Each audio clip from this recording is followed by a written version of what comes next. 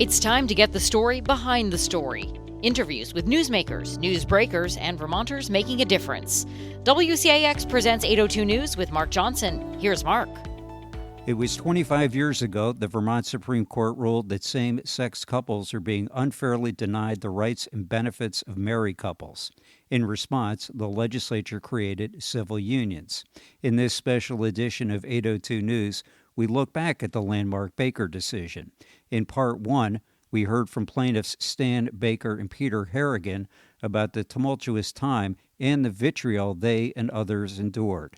Here in Part 2, Tom Little, the chair of the House Judiciary Committee in 2000, talks about getting the historic civil unions bill passed and the political backlash some 24 lawmakers faced from groups like Take Back Vermont. First, a word from our sponsor, Red Hen Baking Company.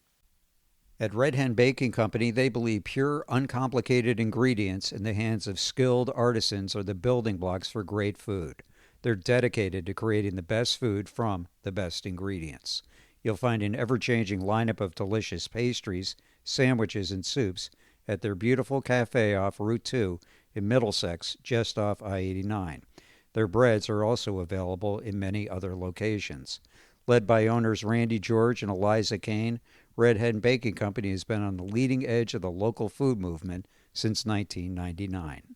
When the Baker decision came out, had you anticipated that they might push the decision to the legislature? I had thought that was a likely or probable outcome because I had started to compare it in the context to the U.S. Supreme Court's decisions in the segregation cases.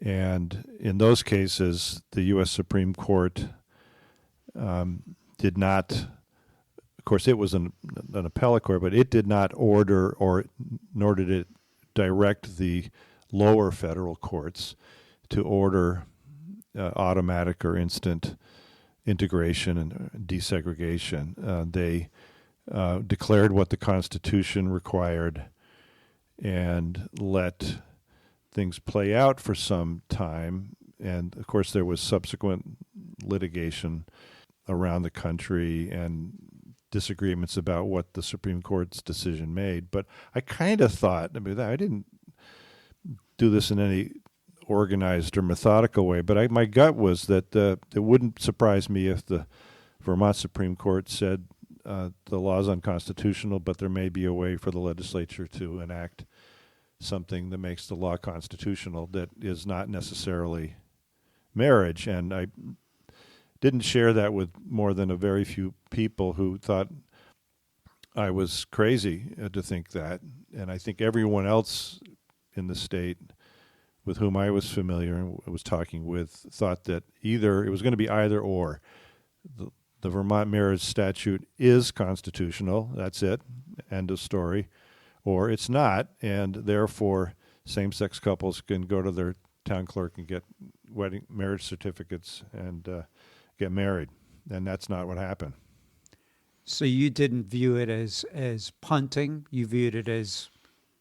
Did you view it as a wise decision on their part to send it to the legislature? I didn't have a lot of time to think about whether it was wise because we had to think about what we were going to do in response. But I think in hindsight, or with more time for reflection, I think it was a thoughtful, wise decision, I guess, because, and this is with the benefit of hindsight, it allowed the state to go through a cultural and social catharsis around same-sex marriage, civil unions, the rights of same-sex couples that would have been entirely different if the Supreme Court had simply told the trial court 30 days from now, enter this order, and this is going to be the result.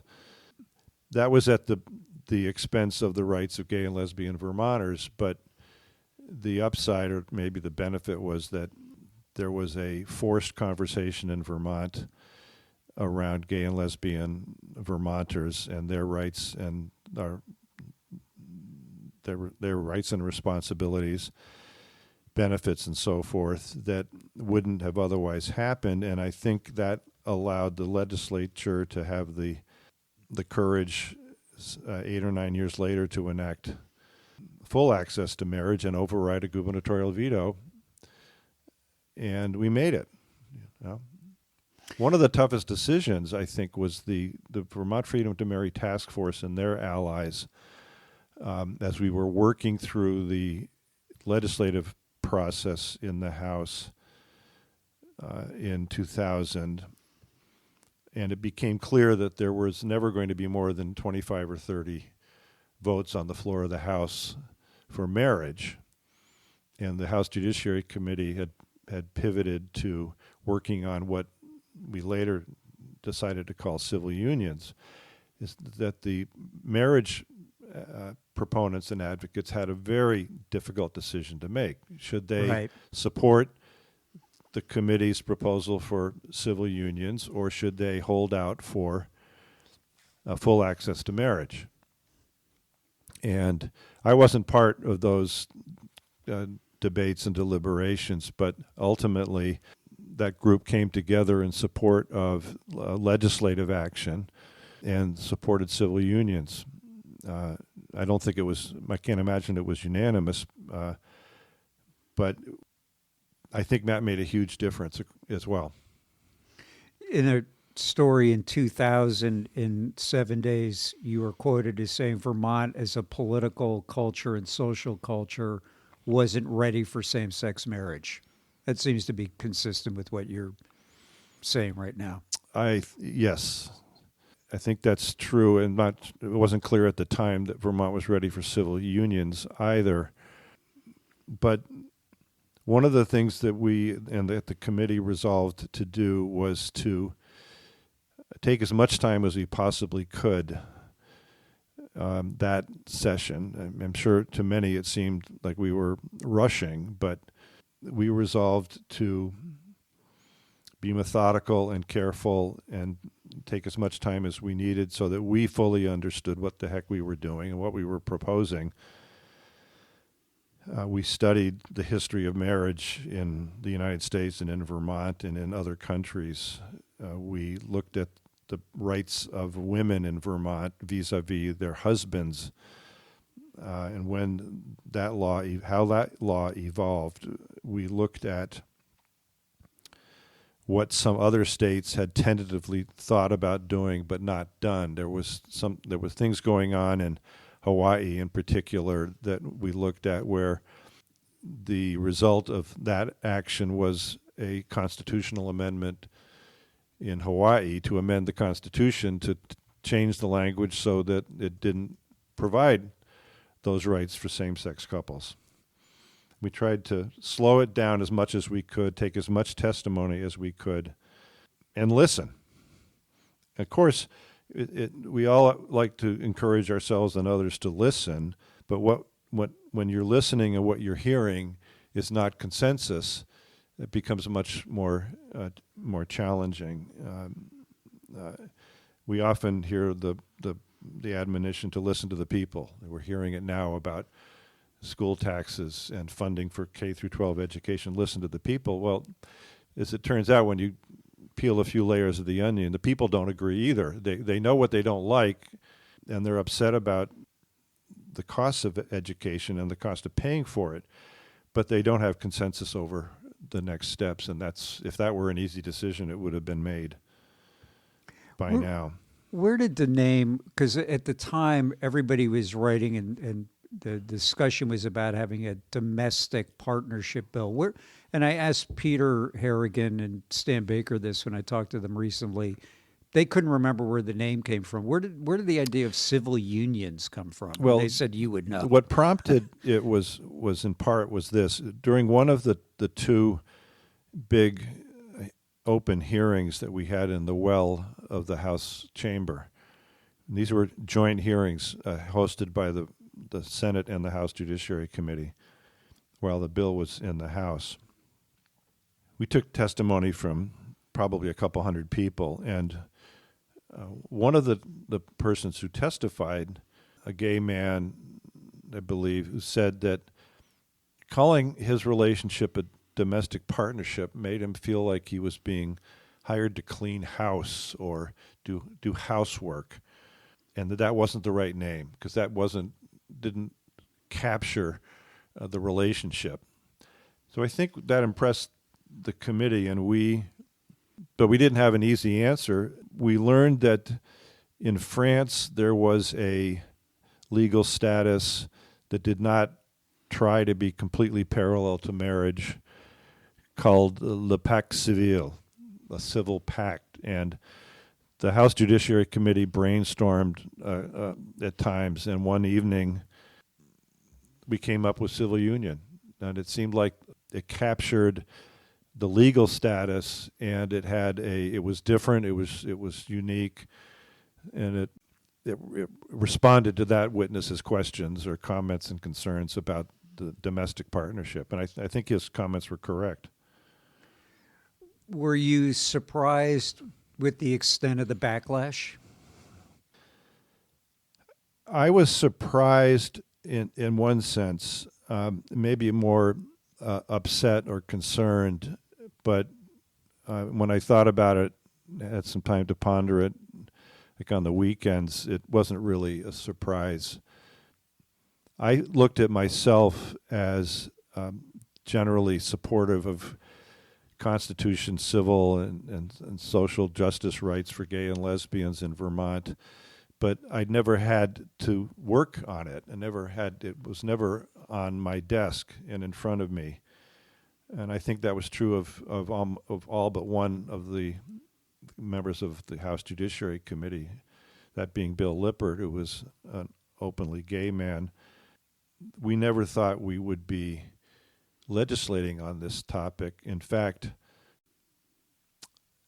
the proponents of gay marriage, the Freedom to Marry task force groups and their allies, had been telling legislators who were concerned that you'll never have to vote on this because the Supreme Court's either going to deny our request for marriage rights or they're going to grant it. And if they grant it, that'll be it. So no one expected to have to deal with the legislation. And it certainly stirred deep and powerful feelings, very deep and very powerful feelings across the state among Vermonters in every corner of the state. And that made the listening process even more important. But I wonder what it would have been like, it's now 25 years ago, if we had the types of social media resources available that we do today. There was a lot of vitriol, anger, fear in the atmosphere in Vermont 25 years ago, but there was no TikTok, Instagram, Facebook, social media that can sometimes amplify things, put gas on the fire, whatever your metaphor is, the way there is now. That we had email at a sort of primitive level, and a few people had laptop computers, but most of the communications we got from Vermonters that I got were phone messages written on pieces of paper by the Sergeant at Arms office at the State House, or letters. I have a box of letters still that people sent from all over Vermont and all over the country. And I think that was overwhelming at the time. I can't imagine what it would be like to have a social media presence like that. Stan made an interesting point. Stan Baker made the point to me that he said, we have this idealized version or vision of Vermont. It's, that we're exceptional and that somehow we're this place of great tolerance. And he said that he thought one of the things this whole debate exposed was, put that whole idea to bed, that there is a lot of prejudice out there, that there is a lot of hostility out there. How would you respond to that? I agree with Stan's comments. I think Vermont has its own type of Vermont exceptionalism. I think if you drive around the country, you go to parts of the country, maybe every part of the country, they have their own version of exceptionalism, that our community is unique and so forth. But Vermont almost has a brand for that, going back to the early 60s, where the tourism department of Vermont created the Vermont, the beckoning country was the byword, and they had radio and television and print advertisements promoting that. And it's a natural thing to want to believe in your community and to think about neighbors helping neighbors. But frankly, the notion of homosexuality, same-sex relationships and marriages, for most adult Vermonters at the time, was something that you just didn't talk about, or if you did talk about it, it didn't always bring out the best in people.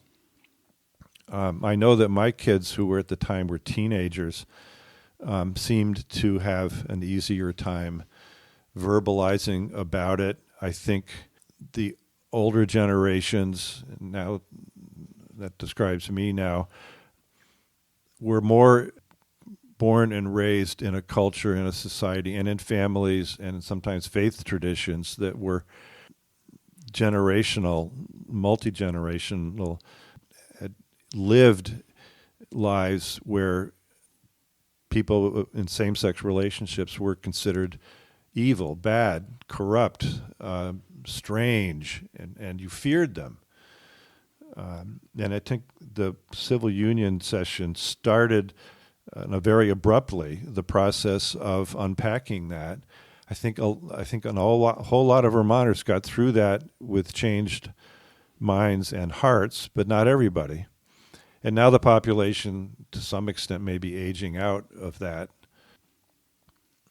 It was tough.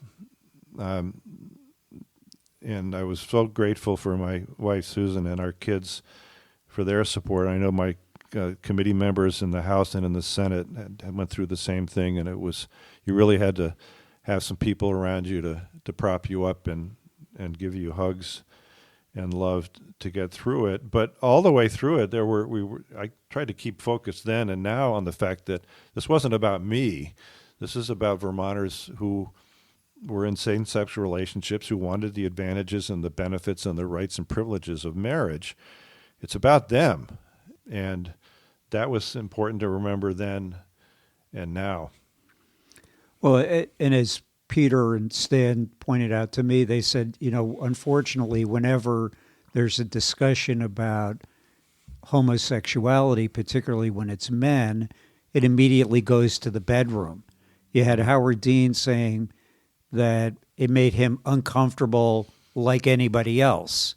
You even talked in this 2000 article about, this was not a topic that you were entirely comfortable with either.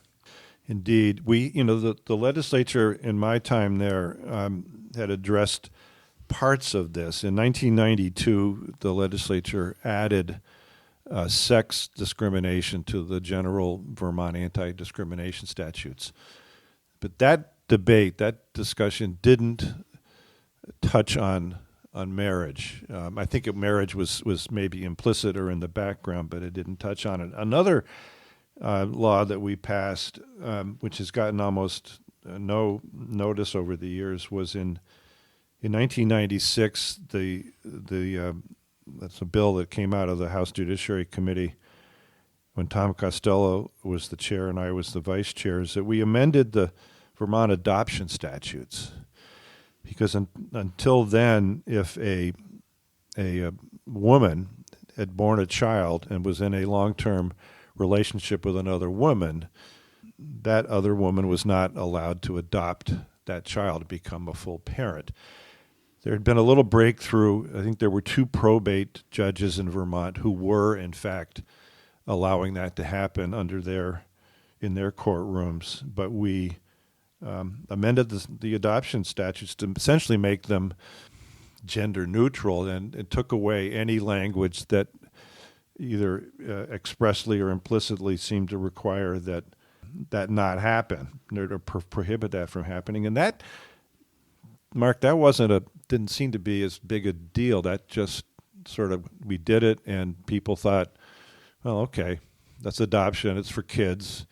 And for the kids thing is one of the themes that comes out of the Baker versus State decision, is that, there's the Chief Justice Amestoy's common humanity phrase, but that imbues a lot of that decision. And the trial court had in front of it, I think, a dozen or so justifications,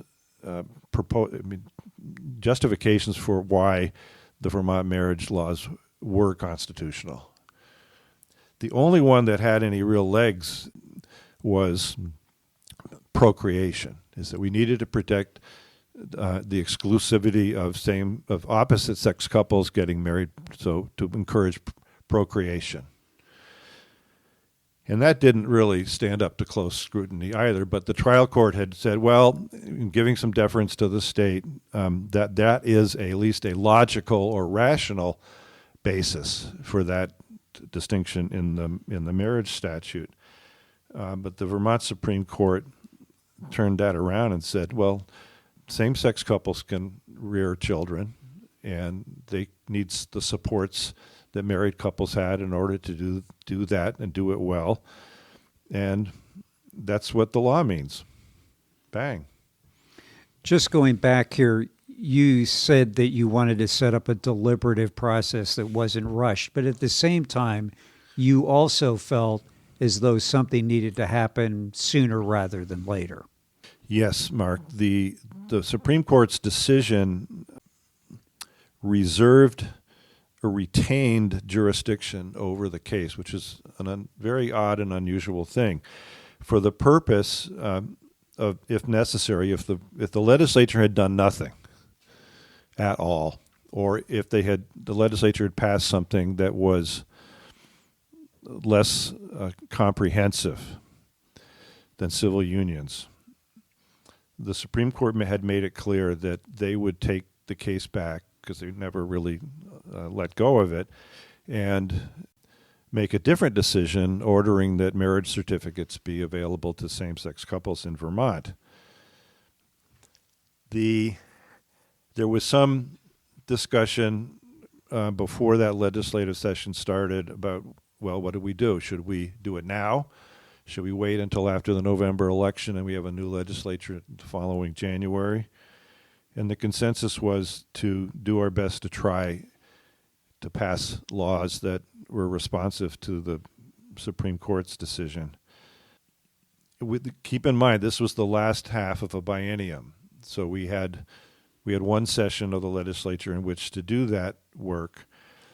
The understanding with the Senate, between the Senate and the House, was that the legislation would start in the House, and the House had to get its work done in time for the Senate to have enough time to do its work. And the town meeting recess was sort of designated as the deadline for that to happen. And the House got its work done. It got a bill over to the Senate the week after town meeting. I think we voted it out of committee before town meeting, and it got to the floor just after town meeting. That gave the Senate enough time to do its work, and they made some amendments that the House ultimately decided to concur with, so we didn't have to go into a conference committee. And that all, I think there were 10 weeks of the bill being in the House, which on one hand seems like a real short time, but it was an intense time. We made a commitment in the Judiciary Committee in the House that we would never turn away anyone who wanted to testify. And that meant long days and nights and hearing from people multiple times. But we didn't want anyone to say, well, they wouldn't listen to me. Right. They didn't hear us. We went to the floor of the House. We voted the bill out of the committee without knowing for sure whether we had the votes to pass the bill on the floor, which is a very unusual thing to do, because normally you don't want to vote a bill out of committee unless you think you can pass it. But we knew we had this deadline with the Senate, so we were hearing from enough people to be encouraged. But there were House members who were saying, "Well, I really can't make a commitment now. I want to see the debate on the floor." And I think there were some House members who were telling folks back home that they hadn't made up their mind and they were going to wait and see what the debate looked like. And we prevailed on the floor. And I think at the last vote, shall the bill pass vote was, I think, 74 yes and 69 no, with a few people absent, something like that. And I should note, too, I mean, this was a much more equally split House than of the last few years, with these Democratic supermajorities. I mean, it was definitely controlled by the Democrats, but not certainly as much. That's true, and this issue cut across party lines. And another rarely made observation is that the leader of the House Republican caucus, Walt Freed, from Dorset, had made it clear to the caucus that this was not going to be a caucus issue. The caucus wasn't going to take a vote on this. That members of the Republican caucus in the House were free to come to their own judgments and conclusions about the legislation, and they did. That it probably would have been different if it had become a caucus issue in that sense. Although I'll tell you, and I made some periodic updates and reports to the House Republican caucus, of which I was a member, and standing up there staring out at the members, there were many of them who were not welcoming, glaring at me, or some combination of that, or just like they didn't really know what to do, what to make of this. They were in a little bit of sort of shock and bewilderment, as many of us were. As you just mentioned, you were a Republican too, and one of the comments that people made about you, though, is that you were calm and considerate, and it's somebody who can move legislation forward without much indication that it's happening. I love that. Yeah. Next thing you know, there's a bill. Yeah. Well, one of the things this is slightly different from what I'm going to say, because the civil unions prompt came from the Supreme Court, not a bill introduced by one or a group of legislators. But I always thought that a legislative committee's responsibility was to, when they get a bill, is to dig pretty deep and peel the onion. Many, many times a bill is drafted and introduced to solve a problem, and the proponents of the bill, the sponsors of the bill, think they've identified the problem, and they think the bill is the solution to the problem. But boy, almost without exception, if you take a deeper dive into the problem, you'll learn that, well, there's a problem, but it's not exactly the problem that you thought it was, so that the legislation you're proposing doesn't solve the right problem, or it does so imperfectly, and you got to write a different bill. That makes bill sponsors very nervous when they see that you're doing a major rewrite, but it tends to be more responsible legislation. The other alternative is to say we're not going to do anything with this bill because it's so flawed and it needs so much work. Now, one of the things we had the lawyers at Legislative Council do for us early that session was a inventory of all of the statutes in Vermont, all 33 titles that used the word marriage or somehow mentioned the status of being married. And it's a very, very long list. And initially, the thought was that, well, that's going to be a very long bill because we got to go through and rewrite or revise all those references. And it occurred to me one weekend that a better way of doing that was to say in a bill, wherever those references are, and the ones we know and probably the ones that we missed, not only the references in the statutes, but regulations and rules and in prior court decisions, wherever the word marriage is used or the status of marriage is implicated, it's also going to mean this other status of civil union. And that was a much shorter bill to write, but it also was more encompassing, and it avoided the potential errors of missing a particular status of marriage because it wasn't obvious or clear that it was implicated. And I remember running around to see a few people when I had that figured out, thinking that was going to save us some time, which I think it did save us a lot of time. When you look back now, 25 years later, how do you think you were, and people that were supporting this, were able to get to gain this consensus, and I'm moving my hand from here to over here? Well, I think you mean by we, the members of the Judiciary Committee? Or and people that were supporting it. How do you think you got as many people to vote for it as you did? Because I think probably you would say, and I think others would say, there weren't necessarily that many people when you started out. Or maybe I'm wrong on that. I think the committee proved to the House and beyond that, the legislature, that we had been diligent and careful, that we had been transparent. Every Friday afternoon, I worked with a couple of committee members and wrote up a summary of everything we'd done that week in committee, of each of the witnesses, what the testimony was, what the discussions had been like, and that got published. It became public. Just for that, mainly it was directed to other members of the legislature, the House in particular, so that when they went home, they could say, "This is what's going on," and that was a good process for the committee and for everyone, because it became an expectation, and it helped show that we were being thorough. The two huge hearings we had, the public hearings, also where I think were perceived by opponents and supporters as being a representative sample of testimony.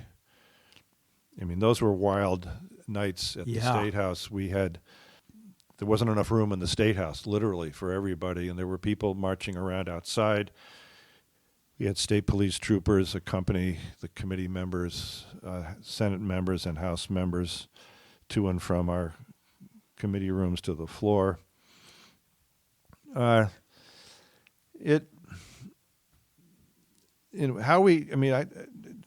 think we just dedicated ourselves to getting a good bill done.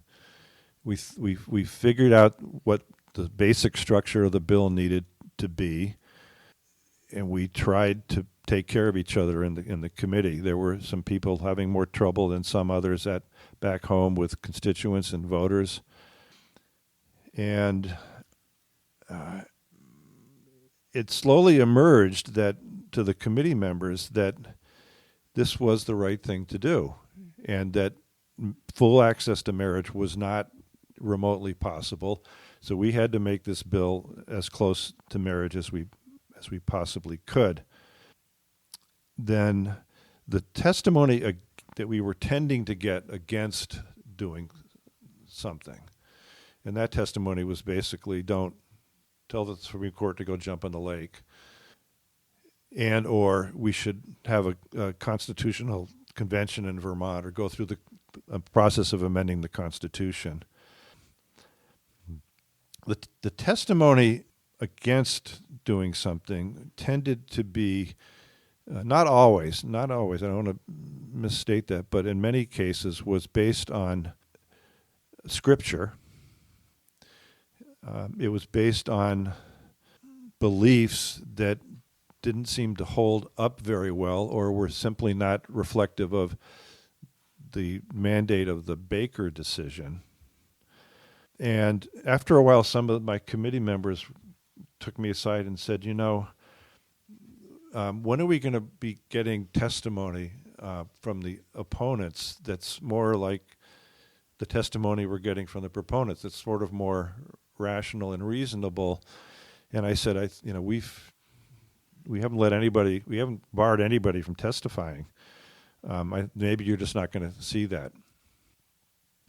We actually held a hearing. We got criticized for this by some. We held a hearing in one of the larger rooms at the State House, not the floor of the House, and we invited to testify pastors, ministers, priests, people of faith, to give their testimony and their recommendations. And we were criticized for that in part by saying, well, that's, we shouldn't be basing this on religion. But the point I was trying to make, and the committee was trying to make, was that we had in that testimony, in many cases, the same scripture, the same book of scripture, and people of faith and clergy, ordained persons, saying that the scripture said different things. And we came to the place where I think we made the conclusion with some credibility that we can't base this on scripture because the people who are professional clergy persons and persons of great faith don't agree.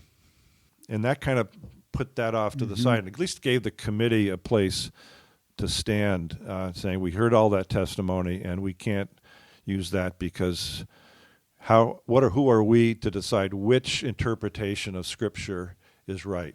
Mm-hmm. That's the place we just can't go. The bill ultimately passes the Senate. Howard Dean signs it. No public ceremony. What did you think at the time of that decision? I think it caught a lot of people by surprise, but I don't think, at least I wasn't even thinking about I knew the governor was going to sign it. And I guess I was up to my eyeballs in everything else going on at the time, including my family and my law practice and the other bills that we had to work on. So, did you actually work on other bills in that session? We at the very beginning of January, we had a bill, and I can't remember what it was, that had carried over from the last year that we had promised people that we would get done. So we did that and kind of helped the committee members get back in the groove of working on a bill. And then when we got the bill out of the House just after town meeting break, we went back and worked on everything else that we had on the wall, so to speak. So I guess I was irked by what the governor did, but I also think he had a reasonably good point that a big, splashy press conference would be rubbing salt in some people's wounds. But he was the governor and I wasn't, so that was his call. And he may have even been thinking about running for president at some point, and you certainly weren't. That in the fall, the number that I've seen is 5 or 6 people in primaries who supported the bill lost, and then another 19 or 20. So, say somewhere in the 20s lost election who supported the bill. The Take Back Vermont movement had happened. Were you surprised with the backlash electorally? No, not at all, because of the vitriol that had accompanied the legislation and the hearings. I recently spoke with some members of the House Judiciary Committee, including John Edwards, who was one of the people who got primaried and got knocked out in a primary. And he was a tough guy. He was a retired state police trooper, and it took more than that that never really got him all the way down, and he bounced back, and he was nominated for and served as the U.S. Marshal for Vermont. He's still kicking. I had a primary, which I had not. You did. And pretty ugly. It was, I had to work harder than I had before, but I ended up with being nominated by both parties for re-election. So when I got through the primary, I was all set for the general election. And interestingly, if civil unions hadn't come up, if that court decision hadn't happened when it did, I was ready to retire after the 2000 session. It was 4 elections, plus I served a year with an appointment. But I quickly, talking with my wife Susan, I quickly came to the conclusion that if I decide to retire now, everyone's going to say, well, you didn't have the guts, you didn't want to stand behind the legislation that you wrote. So I ran, and of course the control of the House changed, and it was a different atmosphere. But I tell you, Walter Fried as Speaker was I think from my perspective, as even-handed and fair as the day is long, and he wouldn't put me back on the Judiciary Committee because he couldn't do that, but he put me on Ways and Means, and I enjoyed that and did retire 2 years later.